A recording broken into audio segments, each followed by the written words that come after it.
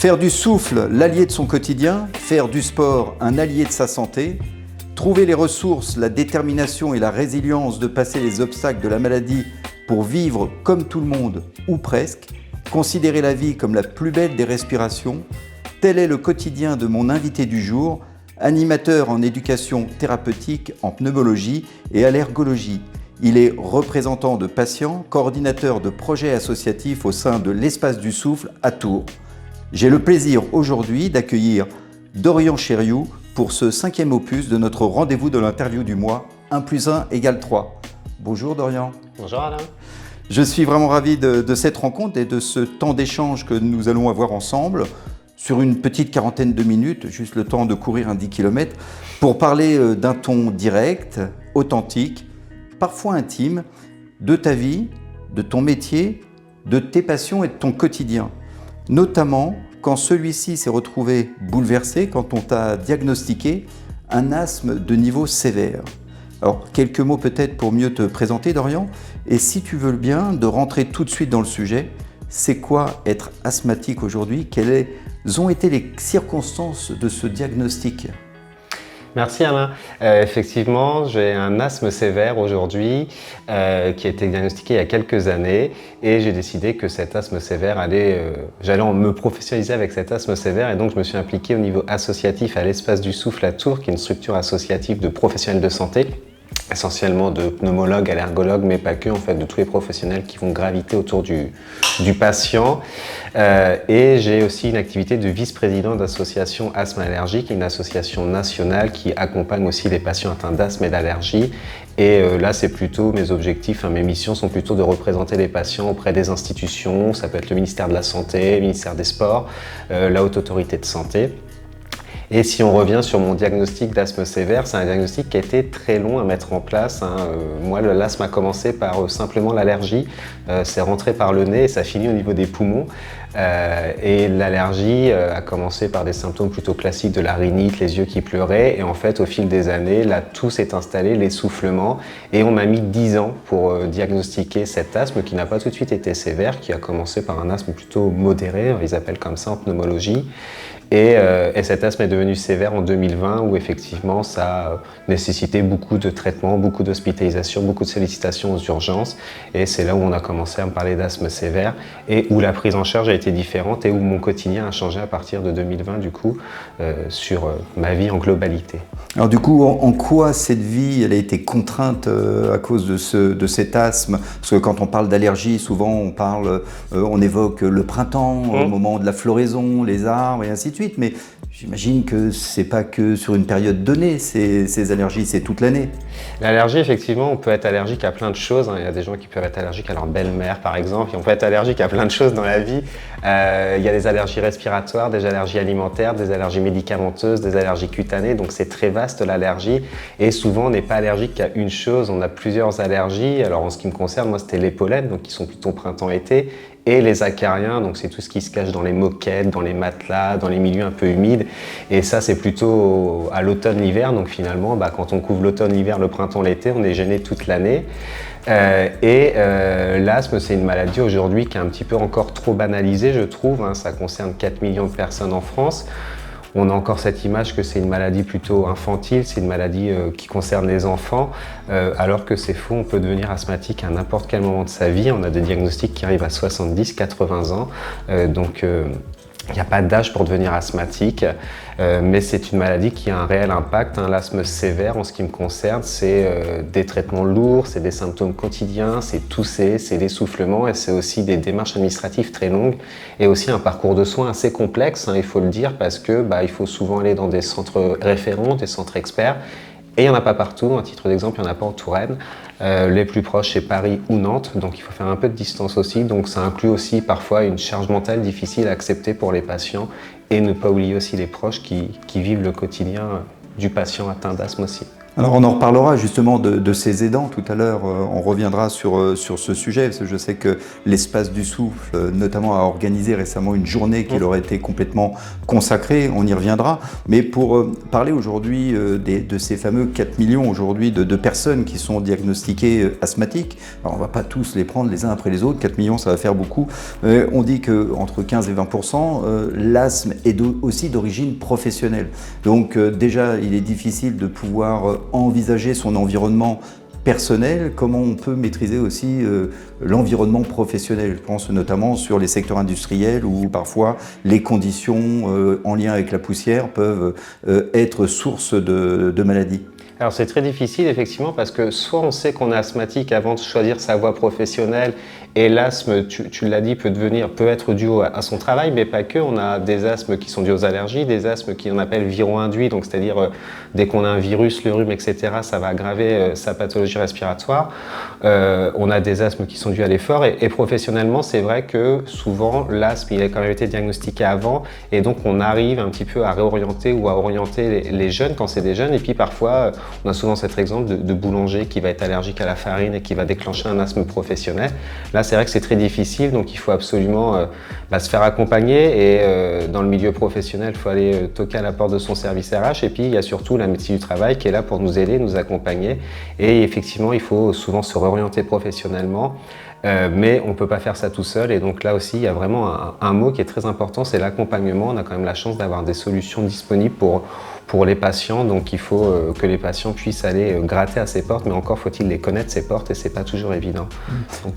Là tu évoques justement ces réorientations professionnelles, on a déjà en fait le drame sanitaire d'une personne qui est diagnostiquée asthmatique et en plus là d'un seul coup se transforme pour lui en drame social parce que quand on est boulanger, parfois on est quand même d'abord passionné par son métier et généralement quand on se doit de changer parce que on peut plus faire ce métier-là. Donc il y a aussi cet aspect psychologique qui rentre en ligne de compte, il y a un suivi qui est C'est pour prévu. ça qu'il est important de rentrer dans ce que moi j'appelle des parcours de soins complets et on ne peut pas se limiter à aller juste voir son spécialiste d'organes, donc le pneumologue ou l'allergologue par exemple, mais que la prise en charge du patient, elle doit être complète et que s'il y a besoin d'aller voir un psychologue pour un moment décharger ses émotions, ben on y va. S'il y a besoin d'aller voir une diététicienne, on y va. S'il y a besoin d'aller voir un kiné pour se réentraîner à l'effort, on y va.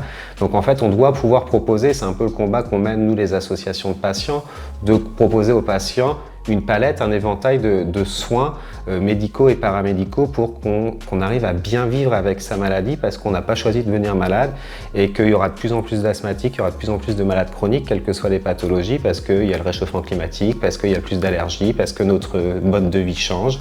Et donc il faut qu'on arrive aussi à mettre les moyens sur la partie sanitaire et peut-être réfléchir à réduire les coûts ailleurs au niveau institutionnellement. À t'écouter, je comprends entre les lignes, on ne naît pas asthmatique, on le devient.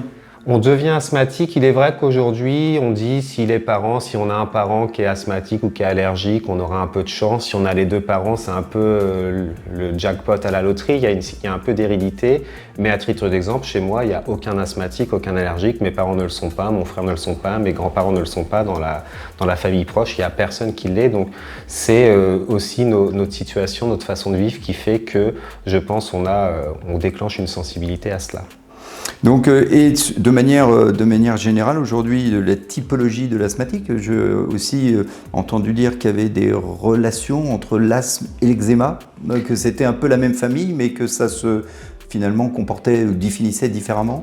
Ouais, c'est ce qu'on appelle l'atopie en fait, l'eczéma qu'on appelle aussi la dermatite atopique. En fait, c'est ce qu'ils appellent en pneumologie, en santé TH2. Donc en fait, c'est l'inflammation qui prend un peu sa même source au niveau du corps. Et donc c'est vrai que souvent, quand on a l'asthme, on peut avoir donc cet eczéma, ces plaques d'eczéma qui se mettent souvent sur les plis des jambes, les plis des bras ou alors sur le visage. Et puis souvent on associe l'allergie. C'est ces fameux types d'asthme que je parlais tout à l'heure, ces asthmes allergiques qui sont souvent avec un eczéma, puis ces autres types d'asthme qui existent. Et n'oublions pas que dans l'asthme, c'est 4 millions de Français, mais c'est 4 millions différents de vivre la maladie. Et c'est aussi, comme dans beaucoup de maladies, des degrés des asthmes légers, des asthmes modérés, des asthmes compliqués, des asthmes sévères. C'est comme ça que c'est codé. Et la plupart des gens sont des asthmes légers et modérés. Et bien heureusement qu'ils n'ont pas tous des asthmes sévères, mais il faut quand même ne pas négliger sa prise en charge, même quand on a un asthme léger ou modéré. J'ai lu d'ailleurs que sur, on va dire, la manière dont on pouvait aussi définir l'asthme ou le subir, il y avait des asthmes intermittents et des asthmes persistants. Là aussi, on est dans la gestion en fait, de la saisonnalité quand on parle d'intermittence. C'est ça, l'intermittence, c'est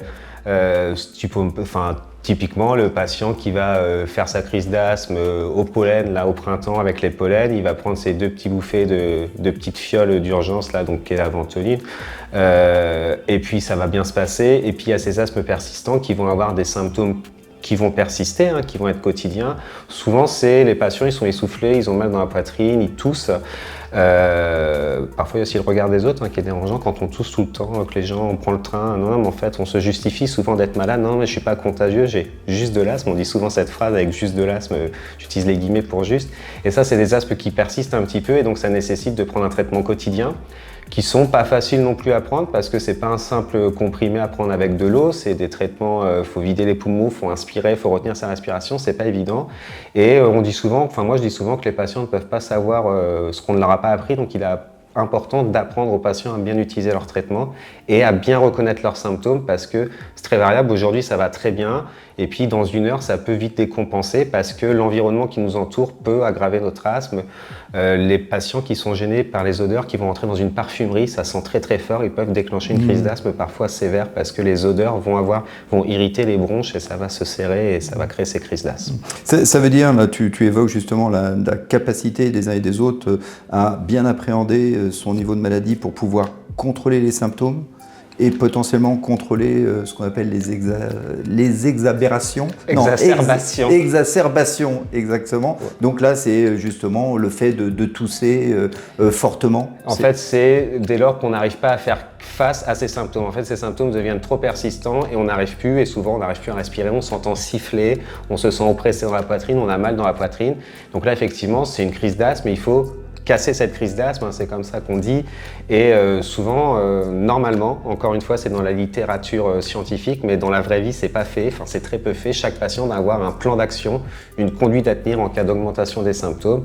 Là aussi, c'est très bien fait en pédiatrie parce que dans les enfants, on accompagne aussi les parents. Pour la vie adulte, débrouillez-vous un peu, c'est un peu comme ça. Sauf qu'il ne faut pas oublier que la maladie chronique, c'est toute une vie, que l'asthme, c'est une maladie chronique et donc il faut apprendre à vivre toute sa vie avec son asthme, avec des moments, comme on disait, plus ou moins fluctuants sur les symptômes. Donc c'est important aussi de les reconnaître et de savoir les gérer à temps pour éviter l'hospitalisation. Il y a des numéros spécifiques, des numéros d'urgence quand on est justement un peu hors contrôle de ces crises. C'est marrant parce que quand on pose cette question aux patients, chez les ados, ils disent maman, papa. Enfin, ils disent surtout maman, ça m'a toujours fait rire. Après, les numéros d'urgence, c'est tout simplement le 15. C'est le SAMU. Quand on fait une crise d'asthme, on fait le 15 et le SAMU nous diront la conduite à tenir. Souvent, les patients, avant de faire le 15, ils ont pris 52 fois leur ventoline parce qu'ils ont essayé, sauf qu'à un moment, si la crise est tellement importante, la ventoline ne fonctionnera pas. Donc là, il faut faire le 15 parce qu'on meurt encore aujourd'hui d'asthme en France. C'est à peu près 900 à 1000 décès par an. C'est souvent d'ailleurs des jeunes adolescents. Donc c'est important, d'où l'importance de bien connaître sa maladie et de bien connaître ses traitements et de bien agir au bon moment. Le fait de bien connaître, de pouvoir potentiellement un peu la contrôler, faute de la maîtriser, permettrait éventuellement d'économiser des vies. Économiser des vies, économiser aussi des coûts sanitaires, parce qu'une hospitalisation aux urgences, ça coûte cher, en réanimation, en pneumologie, ça coûte cher. Et je pense qu'il est important effectivement de faire comprendre ça aussi et d'apprendre aux gens qu'il faut connaître ses symptômes, qu'il faut connaître les médicaments utilisés et qu'il n'y a pas... Voilà, on doit utiliser la ventoline son traitement de crise quand ça va pas. Et personne bon, en fait, non, je vais m'arrêter là. J'ai pas de suite à donner à cette phrase. Je réfléchis. Je vais essayer d'apporter juste une suite simplement qui nous permettra aussi après d'évoquer un petit peu l'espace du souffle. Mais juste comme ça, est-ce qu'on guérit de l'asthme? Est-ce qu'un jour on peut se dire, voilà, je suis définitivement sorti de cette problématique? Alors, peut-être bien que oui, peut-être bien que non, une réponse un peu à la normande. En fait, aujourd'hui, les études, en tout cas sur les asthmes sévères, parlent de rémission d'asthme, mais on n'y est pas encore. Il y a encore plein d'études et on est bien content d'avoir cette possibilité de faire ces études aussi en France et au niveau mondial, parce que dans l'asthme sévère, il y a des nouveaux traitements qui sont des biothérapies qui vont cibler vraiment la problématique qui crée l'asthme, et donc on essaie de voir si au fil de tant d'années, on arrive à devenir en rémission, un peu comme en cancérologie ou pas. Aujourd'hui, la réponse, je pense qu'on dirait non, la maladie, c'est toute notre vie. Cependant, on peut bien vivre avec, et c'est ça qu'il faut retenir, c'est qu'on peut bien vivre avec, et ne pas oublier aussi que l'asthme, ça peut très bien aller pendant 15-20 ans, ne pas avoir de symptômes, et puis revenir comme ça à un moment de la vie. On ne sait pas trop pourquoi, des fois il y a un aspect émotionnel, et puis des fois il y a un changement de vie, quelque chose qui fait que l'asthme revient. Donc il ne faut pas oublier que voilà, ça peut revenir, mais souvent on vit quand même bien avec. Alors, une question qui quand même me brûle les lèvres, j'ai pris quelques petites notes par rapport justement à ces produits qu'on peut utiliser. On a tous eu dans notre entourage le copain, la copine qui à un moment donné a sorti son petit Vapo de Ventoline. Quand moi j'entends Ventoline aussi, j'entends sport, et quand j'entends sport et Ventoline, j'entends dopage. On a eu par le passé quelques affaires qui ont défrayé la chronique sur des sportifs de haut niveau. Je pense particulièrement à un sportif espagnol qui avait gagné 5 fois le Tour de France et qui avait fini par arrêter de faire du vélo parce qu'à un moment donné, il prenait un peu trop de Ventoline. Il y a des sujets sur le sujet, justement. Moi, j'ai pas réussi à faire un marathon en dessous de 2 heures avec de la Ventoline, donc il va falloir peut-être que j'augmente ma consommation. Moi, j'avais rencontré Alain Bernard, qui est un nageur et qui a de l'asthme aussi, et qui a un asthme des feurs. En fait, lui, il disait à juste titre, quand il prend de la Ventoline, c'est juste pour essayer d'être au même niveau que les gars qui n'ont pas de problème d'asthme, en fait, les autres nageurs. Donc oui, effectivement, il y a une histoire de Ventoline, ça dope un peu. Après, je pense qu'ils font quand même une consommation super excessive pour réussir à atteindre des sommets, quoi. Je pense qu'il ne faut pas abuser des bonnes choses. Bon, il faut rappeler qu'Alain Bernard, quand même, a battu le record du monde du 100 mètres, a été champion olympique également. On dira qu'il avait été dopé grâce aux combinaisons, pas grâce à la Ventoline. Bon, pour revenir sur des choses plus sérieuses, donc on va reparler un petit peu de l'espace du souffle, cette association pour laquelle tu travailles. Donc, est-ce que tu peux un peu mieux nous présenter ce que c'est que l'espace du souffle, quel est son mode de fonctionnement, quelle est ta mission au sein de l'espace du souffle? Donc l'espace du souffle, c'est une association loi 1901, et aujourd'hui c'est une association exclusivement de professionnels de santé, donc qui est présidée par il y a principalement des médecins, une partie pneumologique, une partie allergologique en fait dans les maladies respiratoires, et puis on a ouvert au monde paramédicaux, notamment aux infirmières, diététiciennes, tabacologues, kinés, toutes ces personnes qui à un moment vont pouvoir intervenir dans le parcours du soin du patient atteint de maladies respiratoires. C'est une association qui a été créée en 2009 et qui a un rôle de faire de l'éducation thérapeutique du patient. J'y reviendrai après, mais en gros l'éducation thérapeutique, c'est apprendre au patient à bien vivre avec sa maladie chronique respiratoire. Et on a voulu faire en sorte que cette association soit en ville et ne dépende pas de l'hôpital, même si on travaille beaucoup avec le service de pneumologie notamment, mais ne dépende pas de l'hôpital pour pouvoir ouvrir sur la ville et ouvrir à tout le monde en fait, que des patients qui soient suivis en libéral ou en hospitalier puissent nous accompagner, enfin qu'on puisse les accompagner, pardon.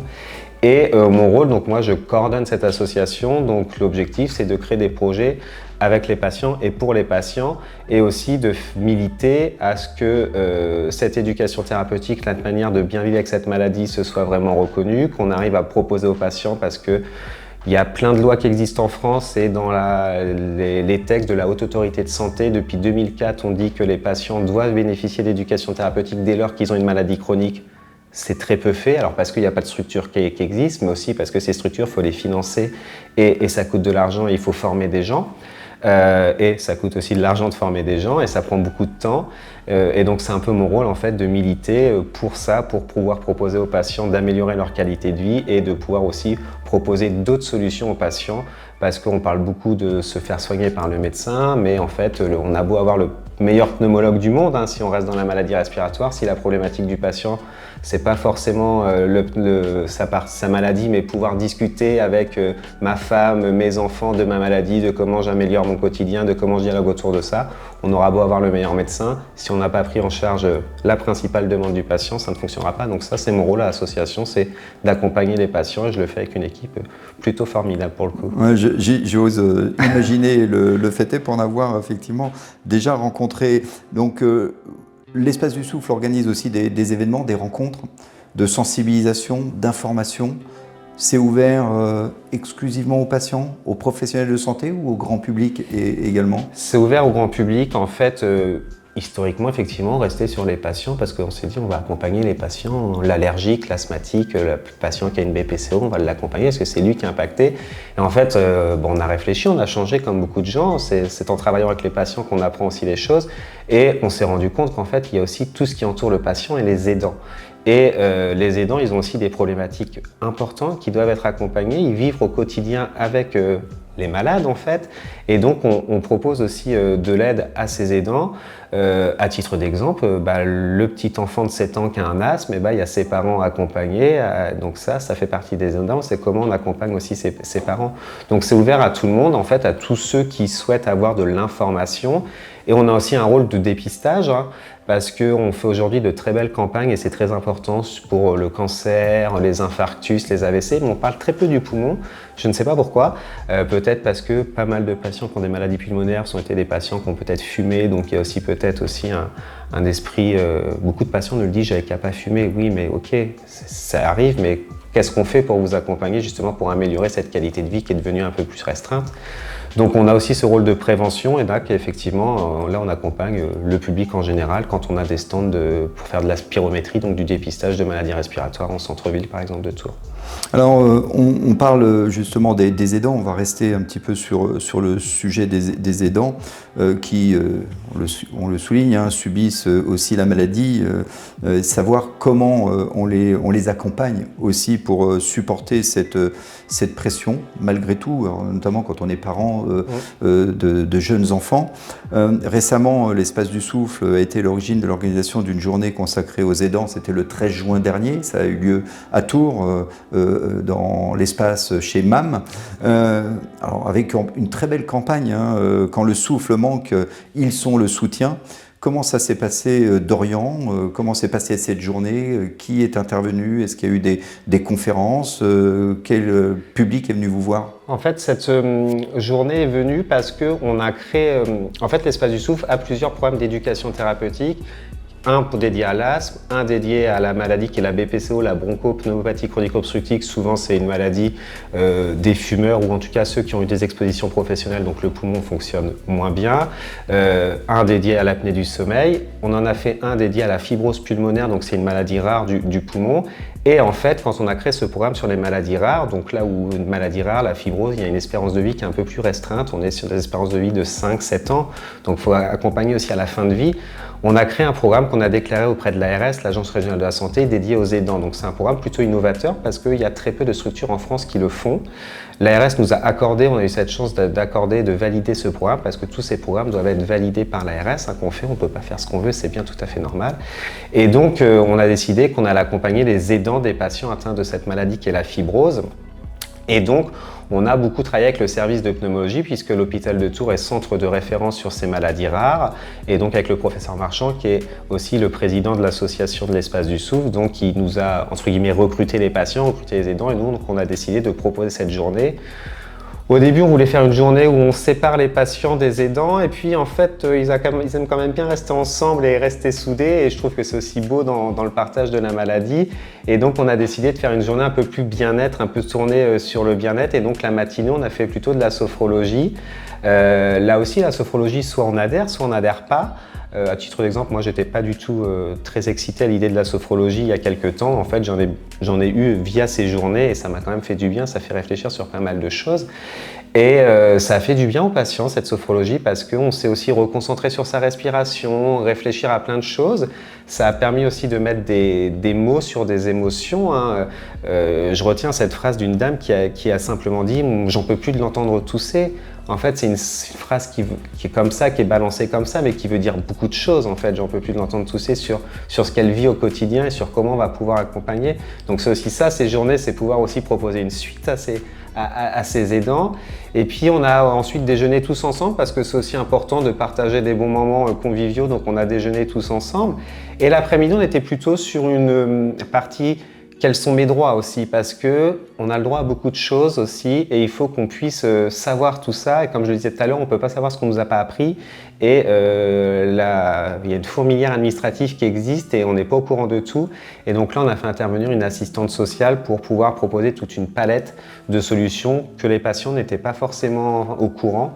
Et donc on a pu aussi réaccompagner d'une manière différente aussi pour soulager sur aller faire les courses, sur faire intervenir quelqu'un pour faire le ménage à la maison. Enfin, c'est des petits trucs qui peuvent paraître bêtes mais qui soulagent les gens.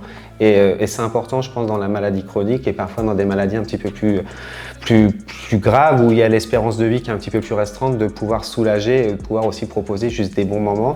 On avait sollicité l'association des fibroses pulmonaires de France qui sont venus et qui ont aussi pu proposer des choses pour accompagner ces patients qui n'étaient pas forcément au courant que cette association, qui est une association exclusivement de patients, existe. Donc voilà, cette journée des aidants elle a servi aussi à passer un moment autrement pour accompagner tout le monde, du patient aux aidants. Et en fait, à la fin de cette journée, ce qui était intéressant, c'est qu'on fait toujours un débrief. Ils ont aimé, ils n'ont pas aimé, qu'est-ce qu'ils ont voulu comme axe d'amélioration, qu'est-ce qui les a plus plu. Et en fait, quand on a eu l'intervention de l'assistante sociale, elle a dit qu'il y avait une journée des aidantes qui existait, qui est au mois d'octobre, qui est le 6 octobre, il me semble. Et en fait, les patients ont demandé, nous, on aimerait une journée exclusivement entre nous aidants le 6 octobre. Donc je trouve que c'est la richesse de ces journées, c'est que là, c'est une demande exclusivement des aidants qui ont dit qu'ils voulaient une journée qui leur soit dédiée. Donc on va travailler avec eux sur leurs besoins pour créer cette journée. Ouais, c'est intéressant. Alors, j'avais fait au début un peu la confusion entre la journée nationale des aidants qui est effectivement le 6 octobre et celle qui a été consacrée par l'Espace du Souffle. Donc pour le coup, ça fait ici en Touraine 2 journées qui est consacrée aux aidants. C'est plutôt très bien. Pour revenir juste aussi à une question un petit peu plus politique sur la relation qui s'installe avec l'Agence régionale de santé, au-delà de vous donner ou non des autorisations d'organiser de tels événements, est-ce qu'il y a un accompagnement quelle qu'en soit la nature, elle peut être un accompagnement financier, mais aussi un accompagnement, on va dire, technique, médical, de conseil qui est porté par l'ARS? Alors il y a un accompagnement indispensable que nous propose l'ARS parce qu'il faut savoir quand on fait de l'éducation thérapeutique, on ne passe pas la carte vitale, donc c'est gratuit. Tout ce qu'on propose pour le patient, c'est gratuit. Et nous, ils ont accès à une psychologue, ils ont accès à une diététicienne, une assistante sociale, une coach en activité physique adaptée, tout ça c'est gratuit. Et en fait, l'ARS nous accompagne de manière financière sur notre activité. Et ce qui est super important parce que ça permet depuis 2009 de pérenniser cette structure associative et de faire aujourd'hui l'Espace du Souffle un des plus grands centres d'éducation thérapeutique de France sur les maladies respiratoires. Donc c'est déjà une très bonne chose et après l'ARS est très disponible dès lors que nous on a des idées de projets.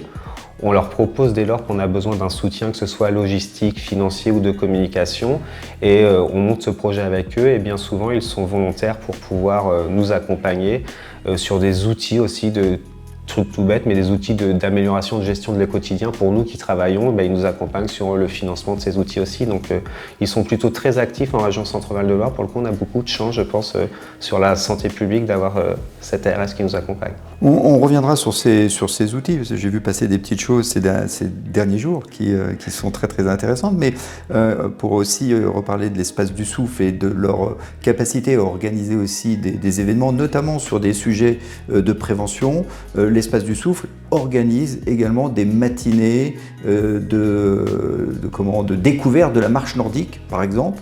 Là aussi, c'est pour apprendre aux personnes atteintes de maladies de pouvoir à un moment prendre l'air, si je puis dire. C'est ça. En fait, souvent, les patients qu'on voit, ils ont besoin de ce qu'on appelle réhabilitation respiratoire. En fait, de se réentraîner à l'effort. Le poumon est plus habitué, où les patients sont très gênés, notamment sont très essoufflés, donc ils montent un escalier de 20-15 marches, ils arrivent, ils sont essoufflés. Donc on va, à l'aide de kinés qui font que de la kiné respiratoire, les réentraîner à l'effort. Donc ça va être faire du sport en fait. Moi j'utilise plutôt le terme activité physique que sport, parce que sport, il y a l'esprit compète qui peut faire peur aux patients. L'activité physique à travers des rameurs, des tapis, des vélos. Donc là aussi, en Touraine, on a la chance d'avoir plusieurs structures avec du matériel adéquat et qui font vraiment que de la partie kinésithérapie respiratoire avec des kinés formés à ça. Et l'idée, c'est aussi à un moment, les patients, l'objectif, c'est de les autonomiser dans leur quotidien et dans leur vie et essayer un petit peu de les sevrer de cette partie kinésithérapie respiratoire et donc, à travers aussi de groupes de patients, pouvoir faire de la marche nordique ou de la virée nordique. Et donc là, on a une coach APA qui fait un travail exceptionnel sur ce sujet pour des patients qui n'arrivaient pas à marcher 200 mètres, en fait, arrivent à faire le 10 km de virée nordique en septembre à Tours lors des 10 et 20 km des Tours. Et ça, c'est notre plus belle réussite, en fait. C'est un patient, voilà, quand on voit des patients sous oxygène qui arrivent à marcher ces 10 km, c'est vraiment une victoire. Tout est possible quand c'est encadré, adapté et finalement maîtrisé. C'est ça, et surtout dans la bonne humeur en fait, parce que c'est aussi ce qui fait beaucoup, c'est la bonne humeur et cette entraide. Effectivement, nous chaque année, ça fait 4-5 ans maintenant qu'on inscrit une équipe Espace du Souffle aux 10 et 20 km de Tours. Alors effectivement, chaque année, on arrive les derniers à la virée nordique, mais en fait, on arrive, et c'est ça le plus beau pour les patients, c'est qu'ils arrivent et de voir leur famille qui les attendent à l'arrivée. Oui, alors que quelques temps au préalable, ils prenaient même pas le départ. C'est ça, c'est ils n'étaient même pas au départ. Ils n'osaient pas et c'était même pas envisageable pour eux d'aller chez un équipementier pour aller s'acheter des bâtons ou des chaussures pour marcher, c'était même pas envisageable. Ce qui est merveilleux en tous les cas, quand on appréhende aussi un petit peu mieux la capacité finalement humaine à pouvoir se projeter et puis déployer ses efforts à bon escient. C'est ça, voilà. Exactement. Alors justement, tu as travaillé, pour revenir sur ce sujet dont je parlais tout à l'heure, au sein de l'Espace du Souffle, sur un important projet d'élaboration d'un outil d'éducation thérapeutique qui actionne justement ces leviers de l'activité physique régulière et adaptée. C'est quoi cet outil, Dorian? C'est une application, un jeu de société? C'est quoi? En fait, c'est un jeu qu'on a créé. En fait, il y a des jeux qui existent en éducation thérapeutique, mais comme nous, on est assez gourmand en Touraine, on n'avait pas de jeu qui répondait à tous nos besoins, à toutes nos demandes. Donc, on s'est dit, on va créer notre propre jeu. En fait, comme ça, on aura répondu à nos besoins et nos demandes. Et donc, on a travaillé un peu plus d'1 an quand même sur l'élaboration de ce jeu, sur comment on va le designer, comment on va le financer aussi, parce que c'est aussi ça le nerf de la guerre, ça coûte aussi très cher de financer des outils. Et l'idée, c'était de faire un outil autour de l'activité physique parce que ce qui est important dans la prise en charge des malades respiratoires, c'est vraiment le mouvement et ne pas se sédentariser. C'est important pour tout le monde dans la vie, mais encore plus pour les patients atteints de maladies respiratoires parce qu'on a plein de muscles qui entourent nos poumons et donc il faut les faire fonctionner. Sauf que c'est quelque chose qui fait très peur pour les patients de faire de l'activité physique, encore plus quand on décide de vouloir le faire tout seul, parce que et s'il se passe quelque chose, qu'est-ce que je fais? Parce que, titre d'exemple, l'asthmatique qui va courir, il va courir 200-300 mètres, s'il a des premiers symptômes d'asthme, s'il court tout seul sur les bords de Loire, il peut tomber, et voilà, qu'est-ce que je fais si moi je reste tout seul? Donc l'idée, c'est, à travers ce jeu, de donner confiance aux patients et aussi de chasser les idées reçues et de leur montrer qu'il y a des choses qui sont possibles. Donc on a créé une plaque en fait qui représente les poumons et donc on se balade à travers les deux poumons qu'on a qui font de nous notre personne et on a des questions autour de l'activité physique, quelles choses je mets en place, on parle de l'hydratation, qu'est-ce que je fais s'il se passe des symptômes, une exacerbation, une crise. On a des questions autour du traitement, des médicaments et de la maladie et on a des questions aussi autour de la diététique parce que là aussi l'hydratation, l'alimentation, il y a tout un débat sur les aliments pro-anti-inflammatoires donc on essaie aussi de casser ces idées reçues. On est bien content d'avoir une diététicienne formée qui permet d'accompagner les patients aussi. Et on a créé à la suite de ce jeu, et c'était une demande des patients, une extension qu'on a trouvé le nom plutôt rigolo, qui est dédiée à la vie affective et sexuelle, qui s'appelle le Kama Sutrasme. Parce que là aussi, en fait, quand on a une maladie respiratoire, le souffle peut manquer et qu'on ait 20 ans, qu'on ait 30 ans, 40, 60, 70 ans, on a le droit d'avoir une vie affective, on a le droit d'avoir une vie sexuelle. Et donc, on a créé une extension à travers ce qu'on appelle un photolangage, donc des jeux, on pose des questions, les patients tirent des cartes et on débat autour de ces cartes. Et on a toujours eu la volonté de mettre une carte joker parce que les patients ne sont pas obligés, il n'y a rien d'obligatoire chez nous et cette carte joker, elle nous rend bien des services parfois. Mais la vie affective, c'est toucher le corps, c'est le regard de l'autre. Parfois, le corps, il change aussi avec les traitements, les maladies. Les patients qui ont pris de la cortisone très longtemps vont pouvoir prendre du poids parfois. Donc le corps, il change, le regard de l'autre, il change. Donc on travaille aussi à travers cette extension, le Kamasutrasme, avec les patients pour essayer de mieux vivre leur relation avec les autres aussi.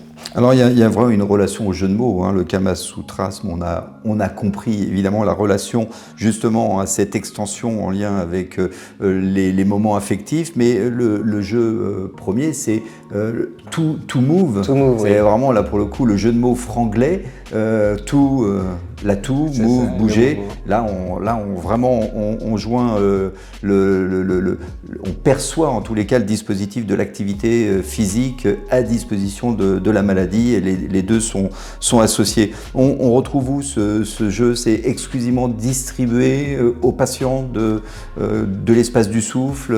Alors c'est un jeu qui aujourd'hui on l'utilise dans nos sessions d'éducation D'accord. thérapeutique. Moi j'appelle ça des ateliers et pas des consultations, mais les ateliers d'éducation thérapeutique. C'est un jeu où on a déposé les noms aussi, hein, parce qu'on sait qu'on peut se faire voler pas mal de choses aujourd'hui, donc on a déposé ces noms. Et après on réfléchit, je pense qu'on le mettra à disposition des autres structures d'éducation thérapeutique qui ont pour objectif d'accompagner eux aussi les patients.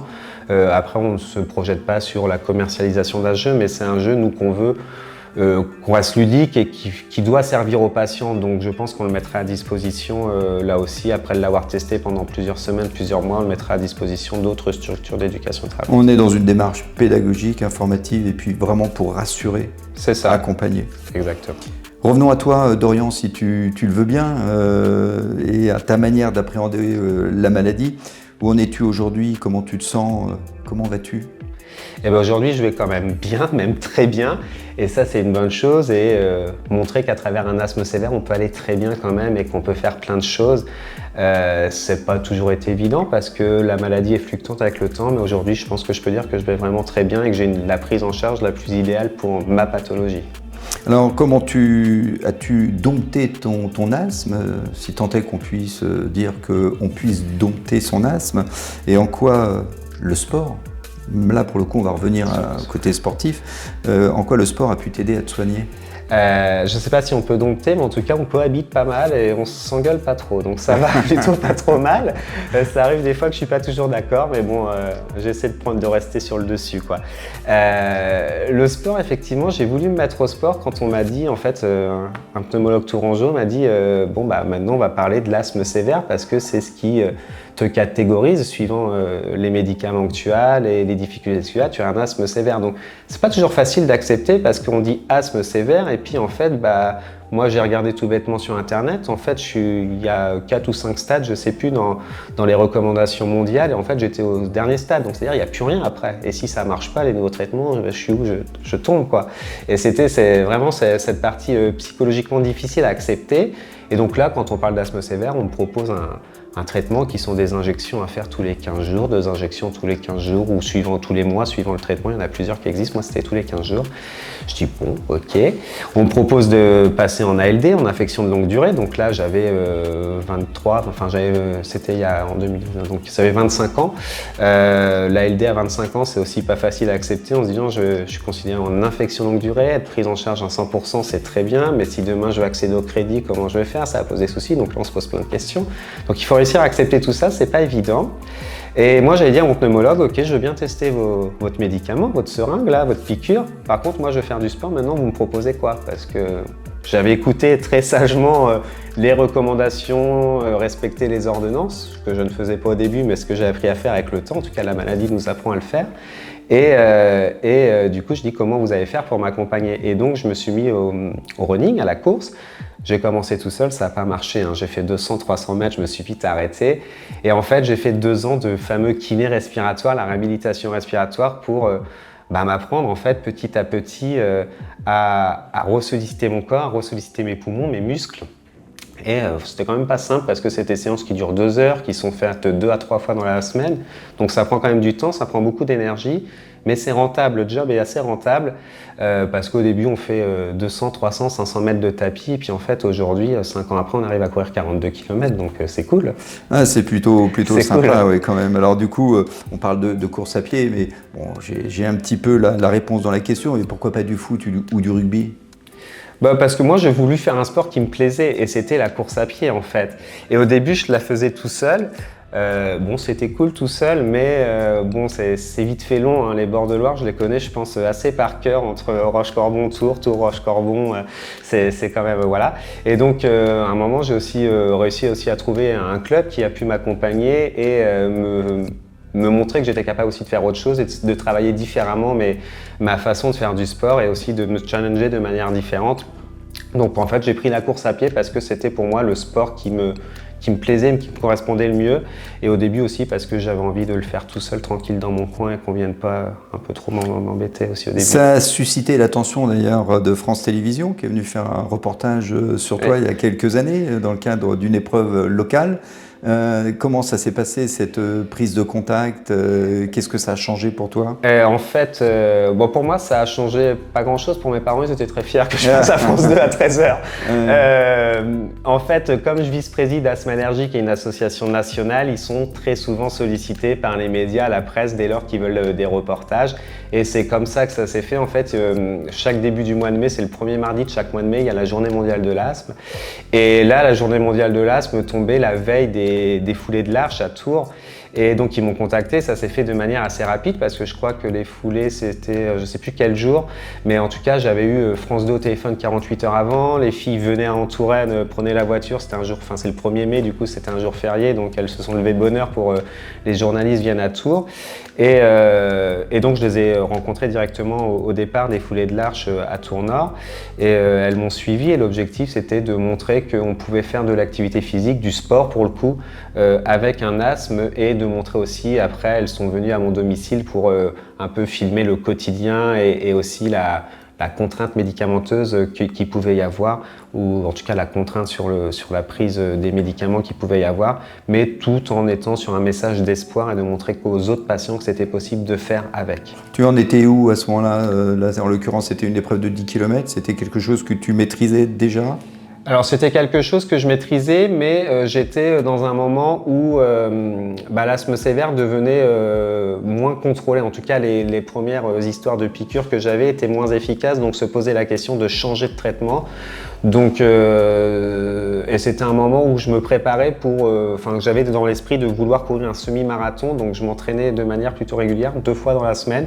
C'était pour moi en tout cas assez régulier à mon niveau et finalement ces 10 km, j'avais battu un record sur 10 km avec l'effet de la télé, donc c'était plutôt sympa. En tout cas, c'était une belle projection sur la Touraine et sur aussi la maladie asthmatique. Donc il va falloir commander des reportages télé à chaque fois que tu vas faire une épreuve sportive parce que tu évoques 10 km, là j'entends semi-marathon, mais tout à l'heure j'ai entendu marathon entre 10 et 42, il reste quand même 32 km à faire. Aujourd'hui, le marathon, t'en as pas qu'un à ton actif, t'en as plusieurs. Comment tu gères un effort aussi long? Et en fait, ce qui est assez marrant, enfin je sais pas si on peut dire que c'est marrant, mais ce qui est devenu le plus difficile pour moi, c'est plus la partie poumon, c'est les jambes en fait. Je pense que la partie pulmonaire, j'ai réussi à la dompter, les jambes en fait pas encore. Donc peut-être qu'il va falloir que je bosse dessus. Mais effectivement, j'ai avancé progressivement. Chaque année, je m'étais mis un défi. Donc au début, il y avait le 10 km. Je courais, souvent je m'arrêtais de courir l'hiver et je reprenais pour faire les 10 km de tour. Et en fait, il y a une année, j'avais décidé de ne pas arrêter de courir l'hiver. En fait, l'hiver, c'est assez anxiogène pour moi parce qu'il fait froid, c'est humide, il peut pleuvoir. Il y a tout un tas de virus qui traînent et dès que j'ai un virus, je suis capoute. Donc c'est vrai que c'était assez anxiogène et finalement je me suis dit, bon, il n'y a pas de raison que tu n'y arrives pas en te protégeant, en te préparant, etc. Tu vas y arriver. Donc j'avais réussi à tenir et donc j'avais fait un semi-marathon qui était à Chartres. J'avais choisi Chartres parce que c'est déjà pas très loin de Tours et parce que c'était un truc plutôt familial et ça me plaisait bien d'en faire un dans un environnement plutôt familial que le courir où il y a 30 000 personnes à côté de moi et où on se sent vite oppressé ou vite dépassé. Donc Chartres, c'était très bien pour le coup. Et donc ça c'était effectivement en 2023 et 2024 je me suis préparé pour faire mon premier marathon et aujourd'hui j'en ai fait 3 marathons et je prépare le 4e pour septembre qui arrive. Oui, c'est des jolis projets. Ouais, juste, je reviens sur ton propos là où tu évoques justement cette fragilité virale l'hiver. Est-ce que quand on est asthmatique, justement, on est beaucoup plus propice à subir des infections virales? On n'est pas plus propice et si je peux faire un petit message de prévention, ça tombe bien.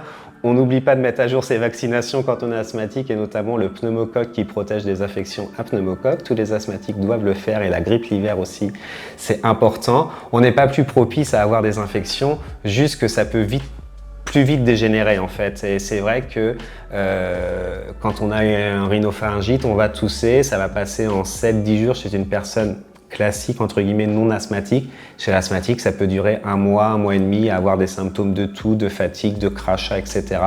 Donc on n'est pas plus propice, mais ça peut vite, effectivement, quand l'asthme n'est pas très bien contrôlé, vite dégénérer et prendre des proportions assez importantes, notamment chez les enfants. Pardon, comment s'est passé du coup toute cette période Covid, une protection supplémentaire? Le Covid, ça s'est bien passé parce qu'on voyait personne, donc on n'avait pas de problème d'infection. Et puis on avait les protections et en fait, je crois qu'on a gardé les protections à peu près 2 ans et c'est vrai que là, j'avais pas du tout été gêné. Après, quand on a commencé à enlever les masques, diminuer les gestes barrières, effectivement, là, c'est revenu, mais c'est aussi nous réapprendre à vivre normalement parce que c'est tout à fait normal de choper une grippe 1 fois tous les 5 ans peut-être, mais c'est de ne pas oublier aussi de bien gérer son traitement et bien le prendre quand il faut. Tu as un projet marathon, tu évoques d'autres défis particuliers en lien avec justement le sport en général? J'ai des défis, je réfléchis à mes défis 2026 puisque 2025, j'ai voulu courir un marathon en Europe, donc j'ai fait celui de Milan en avril, qui est très très beau d'ailleurs et n'hésitez pas à y aller. Et donc arrive 2026 bientôt, il va falloir réfléchir aux prochains défis. Donc au début je voulais faire un tour de France en faisant de la prévention. Bon après la France c'est quand même long tout ça en courant ou en tout cas en alternant course et vélo parce que je me suis mis aussi un peu au vélo pour changer un peu mon système. Et en fait le Tour de France c'est quand même long et qu'il faut du temps et il faut surtout de l'entraînement.